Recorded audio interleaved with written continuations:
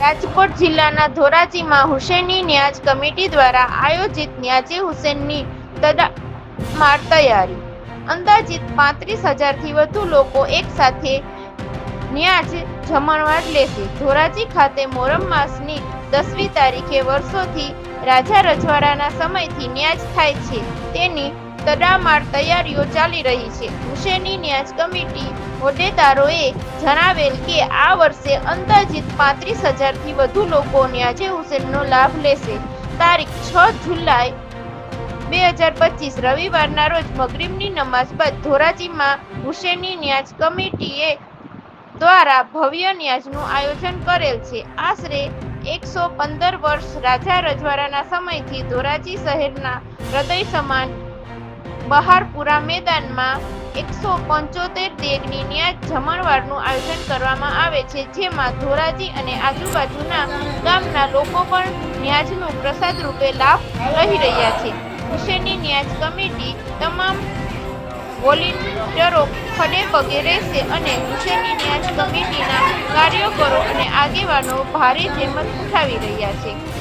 Reporter મતીન બાપુ સૈયદ, ધોરાજી। નામ બોધુ આસમ ચૌહાણ।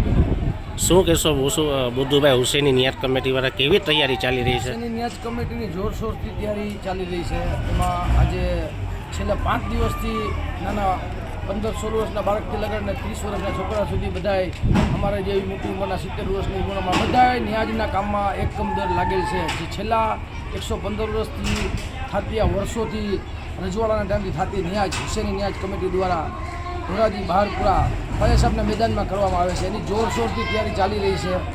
ન્યાજની તૈયારીના અંદરમાં જેવી રીતના કે મોહરમની 10 તારીખે ખાજા સાહેબના મેદાનમાં ન્યાજનો ભવ્ય પ્રોગ્રામ કરવામાં આવે છે, જેનો ઉત્સવ આજુબાજુના ગામોથી પબ્લિક મનાવવા આવે છે। મોહરમની 10 તારીખ કરવા આવે છે, ન્યાજનો લાભ લેવા આવે છે।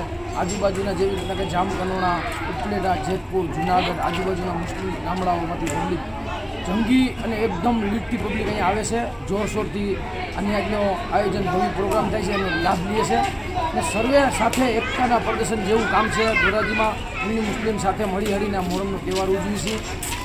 ઉલ્લાખ અને ઉલ્લાસથી એકદમ જોરશોર તૈયારી ચાલી રહી છે અને આગામી રવિવારે મુસ્લિમ 10 તારીખ હોવાથી 10 તારીખે ન્યાજનો પ્રોગ્રામ બહારપુરામાં ખાયા સાહેબના મેદાનમાં કરવામાં આવે છે, જેને જોરશોરથી તૈયારી ચાલી રહી છે। તમામ હુસેની કમિટીના મેમ્બરો અને કરતાઓ અને વોલિન્ટિયરો જાનતોડ મહેનતથી કામ કરી રહ્યા છે, જેની આ મીડિયા દ્વારા જણાવું છું કે આ ન્યાજના અંદરમાં બધાયનો સહયોગ અને બધાના સહયોગથી આ થતી ન્યાજ લોકોના સાથ અને સહકાર અને લોકોના સહયોગથી આ ન્યાજનું આયોજન કરવામાં આવે છે। આ ન્યાજ આજે અમારા બુજુર્ગોના ટાઈમથી ન્યાજ કરવામાં આવે છે અને ત્યારથી આ જ રીતે લોકોના સહયોગથી આ ન્યાજનું આયોજન થાય અને એમ કહેવાય છે કે સૌરાષ્ટ્રમાં મોટામાં મોટી ન્યાજ થાય છે ધોરાજીની ન્યાજ, કે હુસેની ન્યાજ કમિટી દ્વારાનું ભવ્યમાં ભવ્ય આયોજન અને તળમળ તૈયારીથી કામ કરી રહ્યા છે। આ ન્યાજની એક ખાસિયત છે કે આ ન્યાજ સાંજે 7 વાગે ચાલુ થાય છે અને 8:30 થી 9 વાગે આ ન્યાજ ખતમ થઈ જાય છે અને એ જ ગ્રાઉન્ડ સાફસૂફ થઈ ને રાત્રે 10-10:30 વાગે વાઇઝનો પ્રોગ્રામ થાય છે। 10 તારીખે વાઇઝનો બહુ મોટો જોરશોરથી પ્રોગ્રામ હોય છે। આ ન્યાજની ખૂબી એ છે કે માત્ર 2 કલાકના અંદરમાં આવડી મોટી ન્યાજનું આયોજન ખવડાવી અને સાફ સફાઈ અને અહીંયા આખો મેદાન ગ્રાઉન્ડ ચોખ્ખો થઈ જાય, એ જ જગ્યાઓ વાઇઝનો પ્રોગ્રામ થઈ જાય એકદમ જનૂનીથી અને હુસેની કમિટીઓ એના માણસો એકદમ જનૂનથી આ ન્યાજનું આયોજનનું સફળતાપૂર્વક કાર્યક્રમ પૂરું કરે છે। બુદ્ધુભાઈ, ખાસ કરીને વરસાદી માહોલ છે, આપ કઈ રીતે પૂગી વળશો આટલા ન્યાજ? વરસાદી માહોલ તો છેલ્લા 5-7 વર્ષથી વરસાદી માહોલ હોય જ છે અને છેલ્લા 5-7 વર્ષથી અમે અમારી રીતે જેટલી વ્યવસ્થા તમારી તૈયારી કેવી છે? વરસાદ તૈયારીમાં એવું છે કે અમારા પાસે 2 વોટરપ્રૂફ મંડપ છે, એક અમીનભાઈ ભંગારવાળાનો ડેલો છે જેમાં છપરા છે, અહીંયા આરામથી માણસ બેસીને જમીએ કે એટલે 4-5 જગ્યાએ અમારા પાસે એવી છે કે જો વરસાદનો માહોલ ને કદાચ વરસાદ બી આવે ને તો અમે આરામથી પબ્લિકને બેસાડીને ન્યાજ ખવડાવી શકીએ।